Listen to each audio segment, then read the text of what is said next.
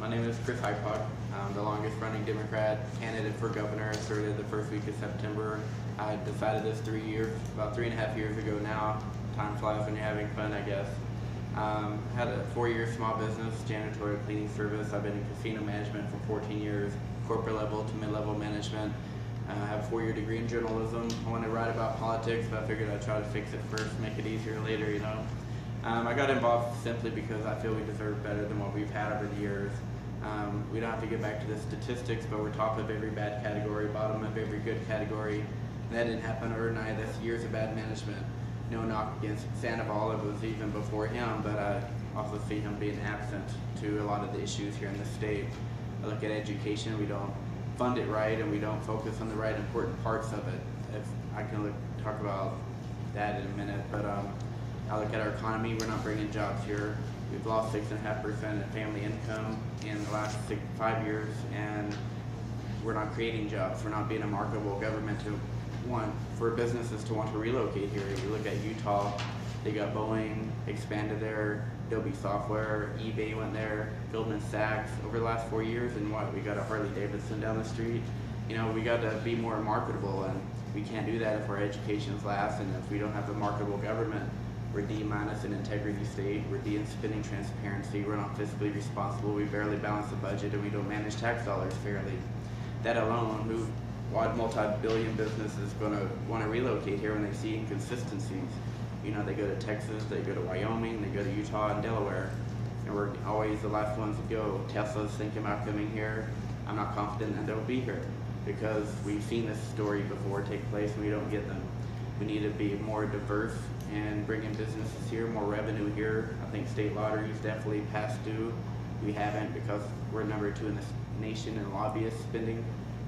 Casino lobbyists have blocked other type of revenue resources here. But I feel like we have to unite as one. All cultures, all small towns. It's not North versus South. This is Nevada. It's not state of Las Vegas or state of Reno, state of Nevada. So I got involved because I feel like it's time for someone that can relate to everyone's needs.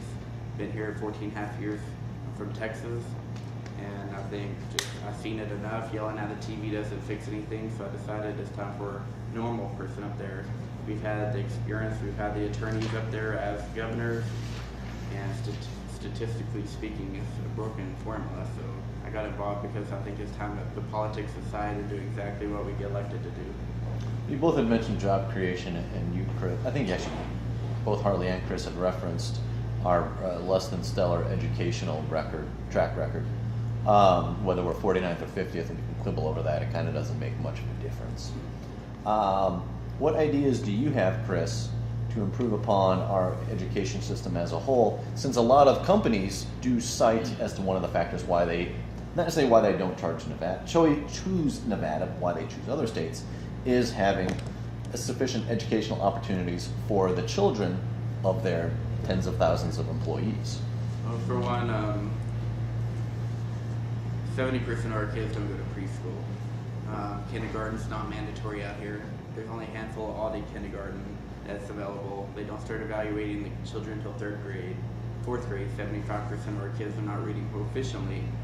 We have the #1 dropout rate in the nation in high school dropouts. We're not losing them in high school, we're losing them in 4th grade. By the time they hit middle school, beginning of high school, they lose interest because they're playing catch up all this time. They lose their confidence, they hear nothing but negative about funding, their teachers, the whole community. You know, if parents are working 2 or 3 jobs, they're not able to be home and study with their kids to help them prepare better for our education. I think Common Core is definitely not needed here in the state. I think it's overly expensive. It's all about passing a test more than the basics of reading, writing, arithmetic. You know, we got to get back to the basics of these areas and quit trying to advance them more quicker than they have to be. Just teach them how to write again, because doing these iPads in elementary school, they don't need that at that age, you know. And I think high school, we got to make it almost, instead of a 12-year program, a 14-year program, and really emphasize. I'm talking to many high school students, and they don't emphasize college in our high schools, you know, and they really need to show that there's something more out there than just a casino or a strip club down the street. If you look at, that's where they go, and it's sad, but if we want that diversified economy here, we have to show that we can advance and work with our community colleges as well and universities and really get into what we need here in the state and start teaching for that instead of something that don't even exist here in Nevada. But I feel like we failed mostly in early childhood education, and we spending money. I think splitting up the school districts are important, especially here in Las Vegas. There's so much money going and no one knows where it's going. The transparency is broken. I think, be more organized that way by knowing where the money's going. That's the only way is to chop it up a little bit. Harley? A lot of people like to feel that, if you reorganize it, blah, blah, blah, we're going to end up with something different, but that's not really it. You don't fund education enough. And most people, when they run for office, they try to figure out what's going to get them the most votes. So the answer, I do support the margin tax, but I'd like it to go away as fast as possible. And seeing how mining's profiting to such a tremendous extent, I want to see a tax on mining goes directly to education as fast as possible. But until that, then I have to support the margin tax. Quality education and medical care, where we're near the bottom, and at the bottom, education is not a very good incentive for business. Nevada, as I said, has a lot of money put away, and it needs to invest in Nevada, and it needs to pull some of that money out right away and get it into education. When you don't make children feel that they have value because they go to a school run down and you're not teaching them the things they are, then they're not exactly driven to want to achieve either. And then we have a responsibility when they get out to have an opportunity, which everybody does. I have 3 children, they live in Vegas. My oldest daughter has a teaching degree. She doesn't do that for a living, there isn't a job. The answers are real simple, but the problem is we get people in office that just want to do the same old stuff. Like I said, it's a social club. Nobody wants to be a leader. Leaders are far and few between. So I'll be nice and say that most of the people in politics are well-meaning, but to be a leader, you got to go against the grain. You got to think out of the box, and you got to have what it takes to make it happen. That's what's wrong. We all know what the problems are, and we all know what the answer is, but nobody will take the lead to make it happen. So other than throwing more money at the problem, what suggestions do you have to actually improve upon education as a whole? I mean, we can fund, we can paint the schools and those infrastructure improvements, but what changes do you plan on making otherwise? And what you just said is important. In Pahrump, they were looking to build a new school, and some of the people said, we just need a metal building. But just think about this. You drive by a school that looks really nice. And what's in your mind? Quality education. You drive by a school that's run down and can have the best teachers in the country, and what do you think to yourself? That's lousy education over there. So perception is very important.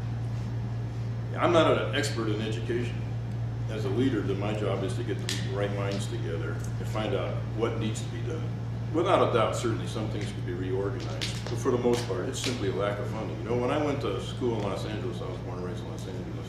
When I went to junior high, we had shops and all kinds of stuff. We taught people things. Now, the way it goes is we just teach them how to pass a test. We give them answers.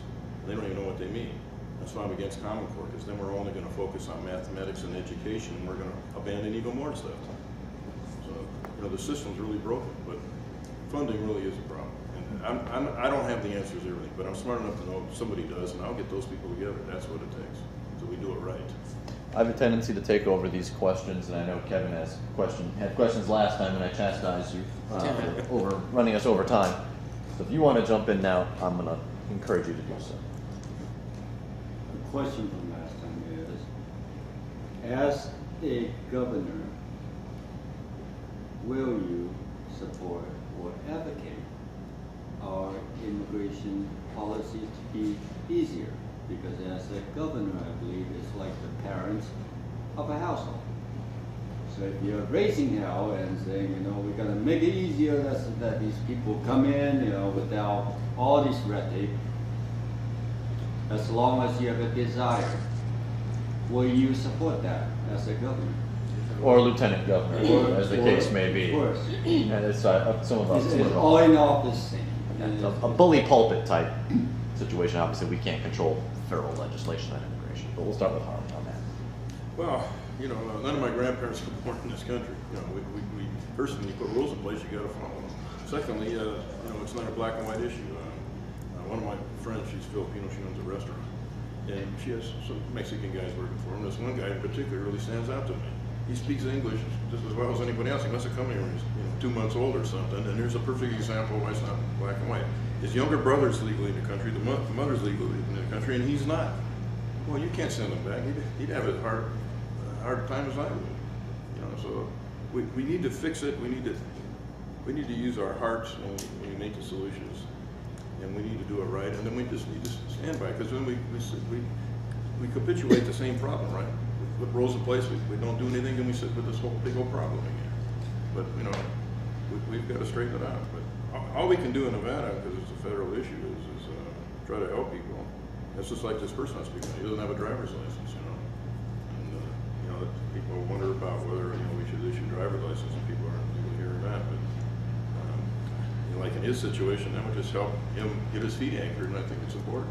With that being said, our education, because I have a 7-year-old right now, my oldest one all graduating already, and no ethic or any type of moral ethic education that is taught in their preschool year or school year, grade school year. Do you feel that's important, and will you support that? And Chris, we'll give you a chance to answer both the immigration and the morality question also. But keep going with Harley. Yeah, lack of morality and so on has a lot to do with, that's what our society is doing. It's eroding away. It's like, I'm a Democrat, but I'm pro-gun. I'm also Jewish, so, I don't forget about what happened in Germany. It might have been a little different, everybody had their guns. Whenever you're going to deal with something, you don't deal at the result, you deal at the cause. What's the cause? Our society is taking away human worth and human dignity. That's what's wrong. I spent a lot of time in Japan when I was in the Navy, an example. I kind of made a little joke out of it. It seemed like they was born with a tie on, ready to go to work. It's like, and then people, when I hear people say stuff, oh, so silent movies, and I think all the movies I used to when I was in Japan, going watching the movies, and they love to be shooting and doing all that stuff. They knew the difference between reality and fiction. That's what it is. Like I said, you got to look at the cause. I could really go on and on about it, but we've got to restore human worth and dignity, and that's quality education, having a purpose in life. People have to feel that they have value and somewhere to go. You can't, like, I'm looking at hiring a guy. Well, I've been kind of hiring him. I hope I can keep on. I'm trying to see if he has enough skills. But anyway, make a long story short, he just got out of prison. Why? Because he got caught at Walmart stealing food for his family. Is it totally his fault? I don't think so. Yeah, because personally I have known 2 teachers. One had been fired from school because she will not change the grade for the student to pass. Otherwise, the school won't get funding. And the other one just retired. She was so happy because she go, you know what? Whenever I send them to discipline, they're all happy. Now they have 2-day vacation. Okay, that's what's wrong with our school. Chris, the immigration bully pulpit, and then morality as a component of high school school education. I support immigration reform 100%. I believe as a state we have failed in a lot of those areas. As a state we can do a lot better. We're the 6th slowest state in the nation processing paperwork, whether it's student visas, work card visas, whether it's resident cards. I've spent a lot of time over the last 3 months with Rosemary Flores. She's my Latino community outreach coordinator. We've been to prisons. Kids can't even hug their fathers or mothers. They have to talk to them over this TV screen with a telephone. It's not like they killed or sexual assaulted anyone. This was in Pahrump that we visited. We've been to hospitals. Even they're not getting medical care, or they've been pushed out a little sooner than they have to because they don't have insurance. As a state, we can develop these type of insurance programs to help give undocumented insurance, especially for children and senior citizens. So there's a lot we can do as a state while we're waiting for the federal government to pass the immigration reform, because once it's passed, it's still going to take another 10 years for it to really kick in. So we're still not going to do anything for the next 10 years until it solidifies itself. There's a lot of areas, a lot of people look at Latinos as the only ones, but Asians too. Over here in Nevada, Asian has increased most in the last decade in population. They're in the same boat. Filipinos, it takes 23 years average for them to even get citizenship. You look at, I think Thai is like 7 to 8 years, and Vietnamese is about 9 to 12 years. It's a long time. A lot of it was for 30 years, the government has turned their head to this problem, made it a problem today. they didn't take care of it 30 years ago. Now they're saying deal with it. So let's deal with it. And let's not put ourselves in this situation again. When it comes to immigration in our schools, we failed in that area. I think Sandoval wanted to pass 16 million for English learning classes last time, so it got pushed for 50 million. If you really want to do it right, it's going to take about $350 to $400 million in English learning classes to really get it going. And it's not only Spanish. I really feel like we're the least in federal funding when it comes to after-school programs. That's perfect timing for you to learn other languages. You go to Japan or Philippines, they're teaching multiple languages before they even graduate high school, and we don't do that. And I think it's important, and we should give them a choice of maybe after school programs to learn that other language, but at school let's teach what we do know. If you can't speak English well, let's go to this class over here teaching the same thing as this class, but let's move up ahead at the same rate. And then in 3rd grade, 4th grade, you're speaking fluently in English or Spanish or whatever, and then you guys can combine back in, but no one's holding each other back. And I think it's very important to take parts of these other cultures of how they teach in these other states, because we do have a multi-diversity here in the state, and it's great. But let's take ideas from these other countries and implement it in our school system so we can make it work the best. So maybe the after-school program may not work, but how do you do it in the Philippines, or how do you do it in Japan? So I'm definitely open to hearing suggestions in that area, but definitely important to get that fixed in our schools. Got about 3 minutes I have left. a Kate, question, yes. please. We all talk about the economy of Nevada, and we don't have enough businesses. We don't have workforce because we don't have the skills. As governor, do you have a program for bringing businesses in? I mean, what type of business and what do you expect? For one, And how much they're going to bring into it? I already told you the statistics a while ago. On top of that, I don't think we have a marketable governor. You know, a cheerleading governor, and we haven't had it since Bob Miller in the 90s. We had 3% unemployment back then. And he actually reached out for international airlines to come here to Las Vegas.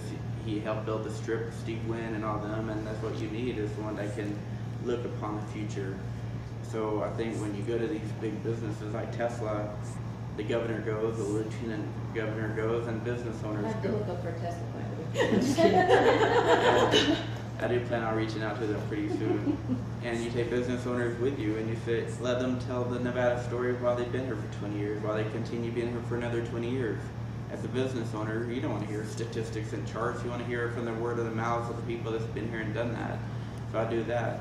One of my things is indoor agriculture out here. I've already spoken with Ocean Global from Canada. They're an investment group that wants to submit a lot of my, invest in a lot of my economic ideas, and that's 90% less water than outdoor agriculture. It saves businesses here in the state $2 billion a month, and transferring food from other countries or other states here. We can do our own floral here because we buy our flowers from Mexico. Now we can grow it here. Areas like that, and my main logo is buy here, build here, and hire here. If we don't keep that philosophy, we'll never be below 7.5% unemployment again. We'll keep sending money out of state. We got to keep money in-house, and that's the best way to do it. You know, I don't care if you're union contractor, private contractor. If you charge a little more than the outside source, I'll hire you because you're going to hire Nevada employees. You're going to buy from the lumber store here in Nevada. Let's keep the money in-house, and let's generate some revenue, and let's move ahead. And that's my plan on creating jobs as well by quit outsourcing our jobs. Harley, you get to finish us up with respect to bringing businesses in Nevada, which, as Lieutenant Governor, assuming you're elected, is your really only raison d'etre. Right. You get extraordinary results with teamwork. You don't get it as individuals. My plan is to put a team of people together that would identify what businesses would be good for Nevada. Service-oriented jobs always come when you got people making good wages. So I'm not focusing on that. I want to bring some good manufacturing and so on into Nevada that'll bring good paying jobs.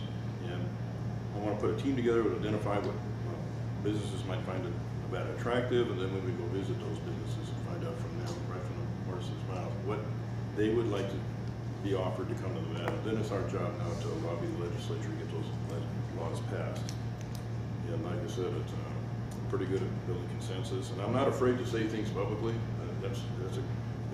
That's a tremendous strength. It really is, because when everybody knows what's right and wrong, you don't have to tell them. But if you're not a leader, most people just want to follow and do whatever it is to get along, and that's what happens too often when people get elected. They need somebody who's not afraid to say publicly. It's always the proper etiquette to go speak with somebody and say, look, this is what needs to be done. But if they don't want to do it for some unhonorable reason, then I'm the kind of guy who doesn't have a problem making it public. Well, once people figure that out, I get a lot of people who go along with what's right. So it's really important you should always ask yourself when you're going to support somebody, what's in it for me? Well, most of the time it's what's in it for them, and we just put them in office. It's time to ask yourself what's in it for me, and vote for the person that you know is going to give you something. I want jobs with that. I want a future for my children. I have grandchildren in Las Vegas as well. They don't have a children. A future. We export so much. He mentioned medical stuff. We're not known for medical expertise. So our hardworking people go to work, and then they got to go to some other state for something, serious medical stuff. We're exporting all kinds of money. We're giving all the tourism money back. There's so much that needs to be changed. We need to be a viable force in this nation. It's ridiculous for a number 50. It's going to take leaders. Last question. Last question is, as a lieutenant governor, as a governor, will you support to move the state capital to Vegas? You won't support that. Will you support that? I always like to give a yes or no answer, but that's a little tricky for me, and I'll tell you why. I'm going to be honest with you. That's who I am. A lot of this negative stuff is Clark County, let's be honest. And we got to change that. If we're trying to get people into Nevada and invest in, do we want to show them the worst first?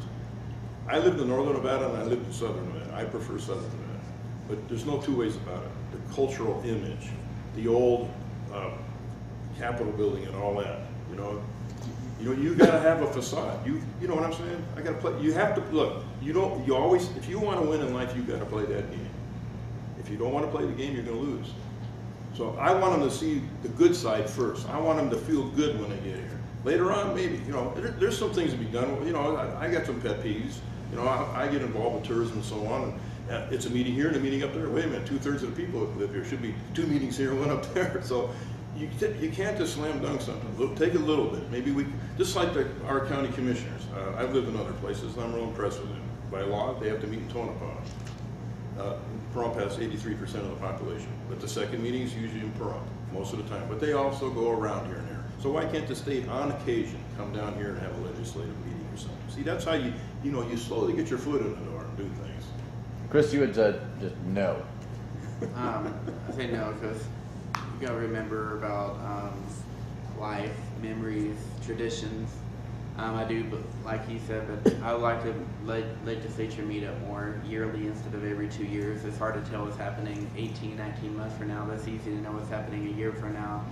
So I would say 4 years, 2015, or 4 months, 2015, 2016, maybe 2 months instead of, just to come back. Here's excessive revenue that we have. Let's go back to the drawing board. Where can we fund mental health better over here? What can we do for education now for this next year? And then those 2 months, if you want to bring it down here. But to my understanding, that up north get more budget in school education than we do here. Am I correct? And we got much more population here. Why is that? Is it very simply because the money is controlled up there versus here? No. Because an average Joe cannot go to the state capital just see, hey, what's happening? Right. When you have a higher density of population, you're always going to get less per capita spending. That's just the way it works. Just like in Nye County, we have 83% of the population. There'll be a town that has 50 people in it, and they'll spend $1 million putting a sewer system because they got to have sewer. So per capita, the smaller groups of people always get more. And like I said, they passed a bill to take some money from north and bring it down here for education. That wasn't the answer. Then you just heard them. The answer was we need more down here. And you generate resources. I said, mining isn't paying its fair share. Look into it. Don't take my word for it. Go on the internet. You're going to get really mad. We do need to fund the state better than what we have. A lot of it, lifting that mining cap would definitely help. A lot of it was because that's the old Nevada. When the Constitution was written, that was Nevada. Las Vegas didn't exist back then, or what it is today. So a lot of people are constitutionalists. Well, let's look at this constitution and see what's right for the state. And I do think if you fund per capita, no one gets cheated.